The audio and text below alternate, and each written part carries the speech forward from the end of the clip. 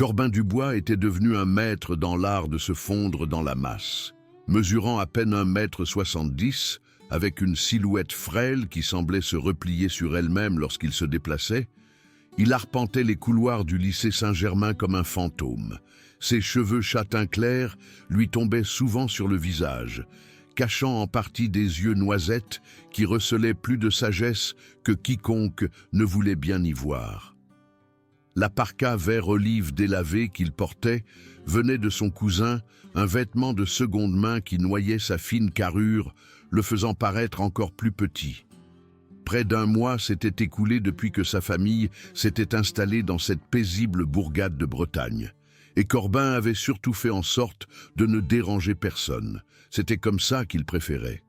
Déménager sans cesse à cause du travail de sa mère lui avait appris qu'il était inutile de se faire des amis quand on devait toujours partir. Ce que personne à Saint-Germain ne savait, c'est que tous ces déménagements l'avaient conduit dans des clubs de judo partout en France, où il avait trouvé du réconfort dans les règles et l'ordre qui manquait à sa vie familiale instable. À 15 ans, Corbin avait obtenu une ceinture marron en judo et étudiait l'aïkido depuis près de 4 ans. Ses professeurs avaient toujours remarqué son talent et son travail acharné. Mais Corbin gardait ce secret pour lui à l'école. Il avait appris il y a longtemps que montrer la moindre force ne faisait que faire de vous une cible quand vous étiez toujours le nouveau. Le lycée Saint-Germain s'étendait sur 20 hectares de terrain verdoyant, ces bâtiments en pierre grise reliés par des allées ouvertes où les élèves se rassemblaient entre les cours.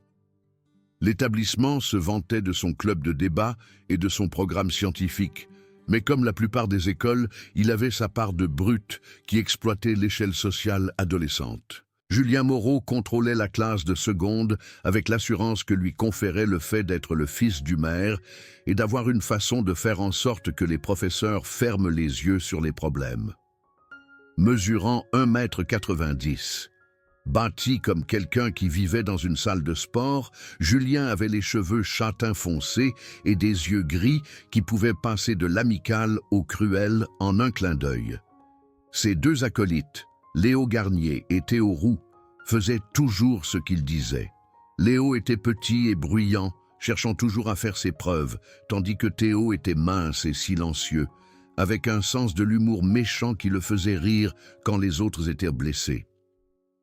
Le premier incident s'est produit un mercredi matin près de l'entrée principale, à côté du bureau de la direction. Corbin se rendait à son cours, le regard baissé, observant les motifs sur le carrelage, quand quelqu'un lui est rentré dedans de plein fouet, avec une force suffisante pour faire tomber ses livres. « Fais gaffe, le nouveau », a dit Julien, sa voix assez forte pour que tout le monde l'entende. Certains élèves ont ralenti pour regarder, mais personne ne s'est arrêté. Corbin s'est agenouillé pour ramasser ses affaires, la mâchoire serrée mais les mains fermes. « Désolé », a-t-il dit doucement, même si ce n'était pas de sa faute. « Ouais, t'es désolé », a ajouté Léo, donnant un coup de pied dans l'un des papiers de Corbin alors qu'il essayait de l'attraper. « Peut-être regarde où tu vas ?» Les rires ont résonné aux oreilles de Corbin, mais il s'est forcé à respirer lentement, comme Maître Ito lui avait appris en Auvergne. Se battre était toujours la dernière solution, et ce n'était que des mots et de petites poussées. Le schéma s'est mis en place rapidement au cours des jours suivants. Julien et ses amis trouvaient des moyens de rendre la vie de Corbin difficile, faire tomber ses livres de ses mains, se moquer de ses vêtements ou de son silence, s'assurer qu'il se sente exclu. Ces choses étaient assez petites pour qu'aucun professeur ne s'en soucie, mais suffisantes pour le rendre tendu tout le temps. C'était l'heure du déjeuner à la cantine lorsque Corbin a remarqué pour la première fois Léa Dubois. Elle était assise seule à une table près de la fenêtre, lisant un grand et vieux livre tout en mangeant une petite salade. Ses cheveux noirs étaient tressés simplement, et elle portait un t-shirt original qui disait à Corbin qu'elle ne se souciait pas de s'intégrer. Lorsqu'elle a levé les yeux et l'a vu la fixer, elle a souri légèrement, ce qui a fait bizarre à son estomac, pas à cause de la mauvaise nourriture. Leur première conversation a eu lieu par hasard, lorsqu'ils ont tous les deux tendu la main vers le même livre à la bibliothèque. « Ne tirez pas sur l'oiseau moqueur », a dit Léa en regardant la couverture. « Bon livre, mais essaie, va et poste une sentinelle de lit si tu ne l'as pas encore lu. » Corbin s'est retrouvé à parler à quelqu'un pour la première fois depuis des semaines. « Je ne l'ai pas lu. » Est-ce que c'est pareil? Même idée, mais plus triste. Ça parle de la façon dont les gens changent. Elle s'est arrêtée, regardant son visage. « T'es le nouveau, c'est ça? Corbin ?» Il a été surpris qu'elle connaisse son nom. « Ouais. Et toi, t'es Léa. »« Les nouvelles vont vite dans un petit lycée, » a-t-elle dit en souriant. « Surtout quand quelqu'un reste à l'écart pendant un mois, c'est difficile à faire. » Ils sont devenus amis lentement, déjeunant ensemble à la bibliothèque et parlant doucement de livres, de musique et des étranges coutumes du lycée. Léa était à Saint-Germain depuis qu'elle était petite, mais elle ne s'était jamais vraiment intégrée. Elle était trop intelligente pour les populaires, trop différente pour les intellos et trop authentique pour les autres. Corbin a commencé à avoir hâte d'aller à l'école, mais il a gardé ses sentiments pour Léa pour lui. Elle était quelque chose qu'il ne s'était jamais autorisé à désirer, une véritable amie qui voyait au-delà de ses murs. Le harcèlement s'est poursuivi, mais Corbin y a fait face en utilisant la patience qu'il avait acquise grâce à des années d'entraînement. Julien semblait le considérer comme quelque chose avec quoi jouer, un jouet à utiliser quand il avait besoin de se sentir fort. Les choses qu'il faisait ont empiré petit à petit. Le bousculer plus fort dans le couloir, dire des choses plus méchantes et de plus en plus de gens regardaient à mesure que le mot se répandait que le nouveau était une cible facile. « Pourquoi tu ne te défends pas ?» a demandé Léa un jour alors qu'ils étaient assis sur les marches après l'école. Elle avait vu Léo renverser du jus sur la chemise de Corbin pendant le déjeuner et elle avait l'air en colère. Corbin est resté silencieux pendant 1 minute, regardant l'équipe de foot s'entraîner sur le terrain. « Parfois, se défendre empire les choses, » a-t-il dit. « Mon grand-père disait que la personne la plus forte n'a pas besoin de le montrer. » Il ne lui a pas dit qu'il avait vu ce qui arrivait quand les combattants perdèrent le contrôle. Au cours de sa 2e année de judo en Auvergne, il avait vu un élève blesser gravement quelqu'un lors d'une bagarre. Les problèmes avec la justice, la culpabilité, la façon dont cela l'avait changé, Corbin s'était promis de ne jamais utiliser son entraînement comme une arme, sauf si la vie de quelqu'un était en danger. La goutte d'eau a fait déborder le vase un vendredi après-midi fin novembre. Corbin traversait le hall principal avec Léa, parlant d'aller voir un film ce week-end, quand Julien et ses amis sont apparus comme s'ils les attendaient. « Eh bien, regardez ce qu'on a là !» a dit Julien, l'air surpris. « Le fantôme a trouvé une copine. » Léa a serré ses livres plus fort, mais elle a continué à marcher. Corbin a senti le nœud dans son estomac, mais il a continué à marcher vers la sortie. « Je te parle, fantôme !» a crié Julien, sa voix forte. « Ne sois pas impoli. » Quand Corbin a continué à marcher, Léo s'est placé devant eux tandis que Théo les contournait par derrière. Le hall était plein d'élèves rentrant chez eux pour le week-end, mais la foule a semblé reculer, formant un cercle autour d'eux. « Laissez-nous tranquilles, Julien, » a dit Léa, sa voix ferme mais inquiète. « Oh, Lara de bibliothèque a quelque chose à dire, » a ri Julien, et Corbin a vu la méchanceté dans ses yeux. « Dis-moi, Léa, qu'est-ce que tu trouves à ce loser? Est-ce la façon dont il fuit tout? C'est une bonne chose chez un mec. C'est mieux que de se sentir mal dans sa peau et de s'en prendre aux autres, » a répondu Léa, et Corbin a regretté qu'elle l'ait fait. Le visage de Julien s'est assombri. Se sentir mal? C'est drôle venant de quelqu'un qui n'est rien depuis le primaire. Il s'est approché de Corbin, assez près pour que Corbin puisse sentir l'odeur du soda sur son haleine. « Tu sais quoi, fantôme? Je pense qu'il est temps que tout le monde voie ce que tu es vraiment. » Avant que Corbin ne puisse bouger, Julien a attrapé sa parka et a tiré fort. Le vieux tissu, déjà faible, s'est déchiré avec un bruit fort qui a résonné dans le hall silencieux. La force a fait trébucher Corbin et il a entendu Léa halter alors que la parka se déchirait sur le devant. « Oups, a dit Julien, l'air innocent, tenant le tissu déchiré. On dirait que les vêtements de ton copain sont aussi faibles que lui, Léa. Les rires de la foule ont ressemblé à des coups de poing. Corbin est resté là dans sa chemise fine, la parka déchirée pendant, se sentant plus exposé et honteux que jamais auparavant. Cette parka avait été sa protection, son bouclier, et maintenant elle était ruinée devant tout le monde. Mais c'est le visage de Léa qui l'a brisée. Elle ne riait pas et n'était pas embarrassée. Elle était en colère, son visage rouge pour lui. Et le fait de la voir ressentir sa honte était trop fort. Cette parka était à mon cousin, a dit Corbin doucement, sa voix faisant cesser de rire certains élèves. Qu'est-ce que tu as dit, fantôme, a dit Julien, jetant le tissu aux pieds de Corbin.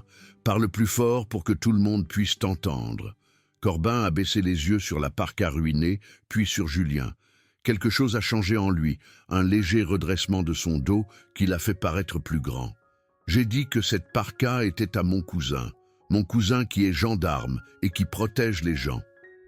Le changement chez Corbin était petit mais clair. Ses épaules se sont redressées, ses mains se sont détendues le long de son corps et il a respiré profondément. Léa l'a vu en premier, la façon dont il est passé de la peur à la préparation. Et alors, a ri Léo, mais il n'avait pas l'air sûr de lui. Il n'est pas là pour t'aider. Non, a dit Corbin, sa voix calme, il n'est pas là. Pendant le week-end, la nouvelle de la parka s'est répandue sur les réseaux sociaux. Des vidéos montraient Julien rire et Corbin honteux, et lundi, tout le monde à Saint-Germain l'avait vu. Corbin a géré les regards et les murmures avec la même discrétion qu'il avait eue toute l'année, mais certains ont peut-être remarqué de petits changements. Il se déplaçait dans les couloirs avec plus d'énergie, ses pas assurés, ses sens aiguisés. Pendant le déjeuner, au lieu de s'asseoir tranquillement pendant que Léa lisait, il lui a posé des questions sur l'autodéfense, disant qu'il s'était entraîné dans différents styles à cause de tous les déménagements. « Vraiment ?» a demandé Léa, levant les yeux. « Dans quoi t'es-tu entraîné ?»« Judo surtout, un peu d'aïkido. » Il a haussé les épaules. En déménageant beaucoup, c'était quelque chose que je pouvais toujours faire. Léa a regardé son visage, voyant que ses yeux semblaient plus alertes, plus concentrés. « Tu es bon dans ce que tu fais ?» Corbin est resté silencieux. « Assez bon. » Ce jour-là, M. Durand, le professeur d'histoire, a remarqué la meilleure posture de Corbin en classe. « Monsieur Dubois, a-t-il dit après le cours, vous semblez différent aujourd'hui. Plus sûr de vous. »« Juste une bonne journée, a dit Corbin en souriant un peu. Corbin avait passé le week-end à réfléchir à ce qui s'était passé, à gérer ses sentiments en utilisant l'entraînement qu'il avait appris. La honte lui avait fait réaliser qu'il ne pouvait pas avoir peur de se protéger. Il ne voulait pas se venger, mais il ne serait la victime de personne. Julien, quant à lui, se sentait bien de sa victoire. Avoir déchiré la parka de Corbin l'avait fait paraître fort, et il appréciait l'attention et la peur des autres. « T'as vu sa tête ?» a ri Léo au déjeuner. « J'ai cru qu'il allait pleurer là. » Le mieux, c'était de voir sa copine réaliser avec quel loser elle était, a ajouté Théo. Julien s'est penché en arrière, regardant la cantine comme un roi. Il faut qu'on fasse quelque chose de spécial cette semaine. On ne peut pas laisser le fantôme penser que c'était tout. L'occasion s'est présentée mardi après-midi, entre les cours. Le couloir près du gymnase était toujours bondé, ce qui était parfait pour ce que Julien avait prévu. Il avait demandé à des joueurs de foot de l'aider à faire une plus grande scène, et il se tenait dans le couloir. Corbin se rendait à son cours de maths, seul parce que Léa avait un cours différent, quand il a vu Julien et ses amis lui barrer le chemin. « Eh bien, a dit Julien à haute voix, regardez qui s'est montré à nouveau. Comment va cette parka, fantôme ?» La foule a commencé rapidement, les élèves ralentissant et sortant leur téléphone pour enregistrer. Corbin s'est arrêté, mais n'a pas reculé, ses yeux sombres rencontrant ceux de Julien avec un regard qu'il n'avait jamais eu auparavant. « Je t'ai posé une question, » a dit Julien en s'approchant. « Ou t'as trop peur de parler? Peut-être qu'on doit t'aider à trouver ta voix. » Cette fois, Léo n'a pas attendu. Il s'est placé derrière Corbin tandis que Théo venait du côté, essayant de faire ce qu'ils avaient fait avec la parka. Mais quand Léo a tendu la main vers l'épaule de Corbin, quelque chose s'est produit. La main de Corbin a bougé rapidement, attrapant le poignet de Léo dans une prise qui l'a fait hurler de douleur.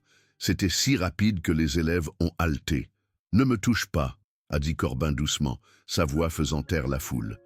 Léo a essayé de se dégager, mais la prise de Corbin était forte. Il a utilisé juste assez de pression pour faire passer son message, puis a lâché le bras de Léo, montrant qui avait le contrôle. Les yeux de Julien se sont écarquillés, mais il ne pouvait pas reculer. « Alors le fantôme sait se battre », a-t-il ricané, mais il n'avait pas l'air sûr de lui. « On va voir à quel point t'es dur. » Alors que Julien s'avançait, Corbin s'est mis dans une position que quiconque connaissant les arts martiaux reconnaîtrait. Ses pieds écartés, son poids équilibré, ses mains détendues mais prêtes. Il est passé d'une victime à un combattant. « Je ne veux pas me battre contre toi, Julien, » a dit Corbin, sa voix calme.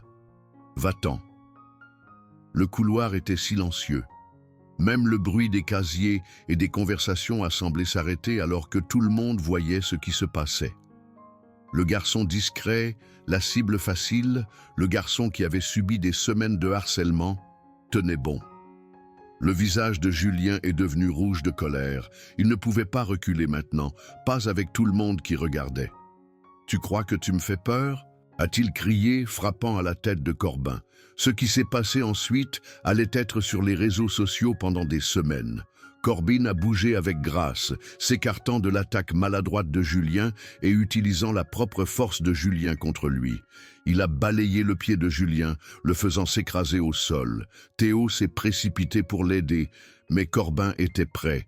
Il avait appris à surveiller plusieurs personnes et il a attrapé Théo avec un fauchage de hanche qu'il a envoyé à côté de Julien.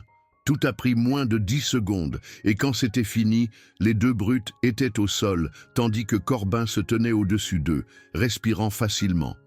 Léo, tenant son poignet, a regardé ses amis et a reculé. « Comment ?» a dit Julien depuis le sol, regardant Corbin. « Comment t'as fait ?»« J'ai essayé d'éviter ça, » a dit Corbin, tendant la main pour aider Julien à se relever. Tout le monde a été surpris, même Julien. Mais je ne serai plus la victime de personne. Julien a hésité, puis a pris la main de Corbin et l'a laissé le relever. La foule a vu ce que cela signifiait, le gagnant faisant preuve de gentillesse envers le perdant. « Ce n'est pas fini », a murmuré Julien, mais il n'avait pas l'air sûr de lui. Tout le monde avait vu Corbin le battre, lui et Théo, et l'ordre social de l'école avait changé. « Si », a dit Corbin, ses yeux rencontrant ceux de Julien, « c'est fini. » Alors que la foule s'éloignait, parlant avec excitation, Léa est venue aux côtés de Corbin. Elle avait manqué la bagarre, mais avait vu Corbin aider Julien. « Tu vas bien ?» a-t-elle demandé, l'air inquiète et voyant aussi Corbin d'une nouvelle façon. « Je vais bien », a dit Corbin, et pour la première fois depuis son arrivée à Saint-Germain, il le pensait. Il n'avait plus peur. Il était toujours le même, mais maintenant, tout le monde pouvait le voir. La nouvelle de la bagarre s'est répandue dans Saint-Germain. Des vidéos ont été partagées et l'histoire est devenue plus grande à chaque fois qu'elle était racontée. Le nouveau garçon discret avait été un combattant, mais il avait aussi été gentil quand il aurait pu être méchant. Le proviseur Martin a convoqué les 4 garçons dans son bureau, mais l'enquête a été difficile parce que de nombreux élèves ont dit que Corbin n'avait fait que se défendre. Julien et Théo ont écopé de 3 jours d'exclusion, tandis que Corbin a reçu un avertissement. « Je sais que vous vous êtes défendu, » a dit le proviseur Martin, « mais j'ai besoin de savoir, est-ce que ça va continuer à se produire ?» Corbin a secoué la tête. « Je ne pense pas, monsieur. Je pense que c'est fini. » Les choses à l'école ont changé rapidement. Les élèves qui avaient ignoré Corbin hochaient maintenant la tête quand ils le voyaient. Les joueurs de foot ont gardé leur distance, ayant vu ce qui arrivait quand quelqu'un se moquait du garçon discret. Julien a également semblé différent. Il n'était pas aussi confiant et il semblait réfléchir à ce qu'il avait fait. Il ne traînait pas avec ses amis, et quand il voyait Corbin, Il hochait un peu la tête, pas amical, mais montrant du respect. Léa a vu Corbin sous un nouveau jour. Le garçon gentil dont elle s'était liée d'amitié était toujours là, mais elle savait qu'il était plus que ce qu'elle avait pensé. Ils se sont rapprochés, parlant de tout. « Pourquoi tu ne m'as pas parlé de ton entraînement ?» a-t-elle demandé un soir, alors qu'ils étaient assis sur le parking. Corbin est resté silencieux, regardant la foule quitter le gymnase. « Parce que je ne voulais pas être connu pour ce que je pouvais faire aux autres, a-t-il dit. Je voulais être aimé pour qui je suis, pas pour ce que je peux faire quand je suis en colère. Et maintenant ? Maintenant, je vois que parfois il faut montrer sa force avant que les gens ne voient le reste de vous. » Il l'a regardé, ses yeux sérieux. « Je ne le regrette pas, mais j'espère que ça ne se reproduira plus jamais. » 2 semaines après la bagarre, Julien a parlé à Corbin près de l'entrée où tout avait commencé. Julien était seul, l'air incertain mais déterminé. « Dubois, a-t-il dit, sans arrogance. Je peux te parler ?» Corbin s'est arrêté. « Qu'est-ce qu'il y a ?» Julien avait l'air mal à l'aise, essayant de dire des mots auxquels il n'était pas habitué. « Je voulais, enfin, ce que je t'ai fait, avec la parka. » Il s'est arrêté puis a continué. « C'était mal. J'étais un crétin et tu ne méritais pas ça. » Les excuses planaient dans l'air. Corbin a regardé le visage de Julien, voyant quelque chose de nouveau. Le doute, peut-être même le regret. « Pourquoi ?» a demandé Corbin. « Pourquoi tu t'es acharné sur moi ?» Julien est resté silencieux, regardant les trophées qu'il avait toujours pensé le rendre important. « Parce que je pouvais, a-t-il dit. Parce que t'étais nouveau et discret et tu ne te défendais pas. Ça me faisait me sentir fort, je suppose, comme si j'étais important. Et maintenant ? Maintenant, je vois que faire en sorte que quelqu'un d'autre se sente petit ne te rend pas plus grand. » Julien a rencontré les yeux de Corbin. « Je ne te demande pas de me pardonner ou d'être mon ami. Je voulais juste que tu saches que je sais que ce que j'ai fait était mal et ça ne se reproduira plus. » Corbin a hoché la tête. « J'apprécie, a-t-il dit, et je pense que t'es mieux que ce que tu faisais croire. » Alors qu'il s'éloignait, les 2 garçons savaient que quelque chose avait changé, pas seulement entre eux, mais dans la façon dont ils se voyaient eux-mêmes. Julien s'est éloigné en sachant comment ses actions affectaient les autres, tandis que Corbin se sentait complet. L'histoire de la bagarre à Saint-Germain est devenue une légende, mais pour ceux qui l'ont vécue, la vraie leçon ne portait pas sur la bagarre ou les compétences qui avaient vaincu les brutes. Elle portait sur la force tranquille qu'il faut pour être fidèle à soi-même et ne pas être une victime, et sur la connaissance que la vraie force ne consiste pas à blesser les autres, mais à savoir quand ne pas utiliser le pouvoir que l'on a. Corbin Dubois avait appris à se faire voir sans se perdre, à se défendre sans devenir ce qu'il avait craint. Et au lycée Saint-Germain, tout le monde avait appris que la personne la plus discrète pouvait être celle qu'il ne fallait jamais sous-estimer.